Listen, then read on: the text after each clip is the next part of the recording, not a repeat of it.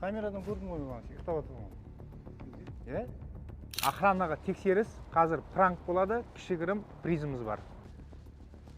Телефонмен сөйлеседі. А? Старший мен, Хасан. Ну что?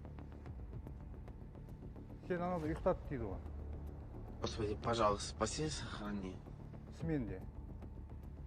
Камерадан көрдім ғой маған, ұйықтап отырған. Спаси и сохрани. Не ұйықтайсың? Атың кім болады? Азамат. Әмір болады. Серьезный оқы. Давай онда, саған 3 сұрақ қоям. 3 сұраққа дұрыс жауап беретін болсаң, саған 30 000 теңге берем. Бірінші сұрақ мынандай ғой. Қазір мына жақтан саған бір полицейский формада біреу келеді да. Маған мына жаққа кіру керек дейді. Твои действия. Служебное удостоверение. Қандай мақсатпен? Не үшін келдіңіз? Сосын начальник охраны звондаймын.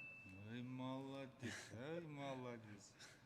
Какой город считается священным для 3 религий? Иерусалим. Молодец, Иерусалим. Үшінші сұрақ, уже бізде, да?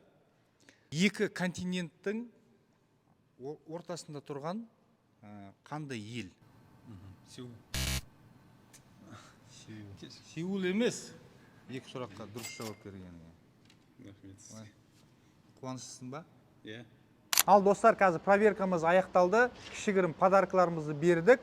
Кішкене қуантып қойдық. Енді комментарияға жазып кетіңіздер. Ендігі проверкада қандай пранк жасайтынды соны орындаймыз. Ал енді маған тіркеліңіздер. Қызық контенттер болады, Құдай қаласа.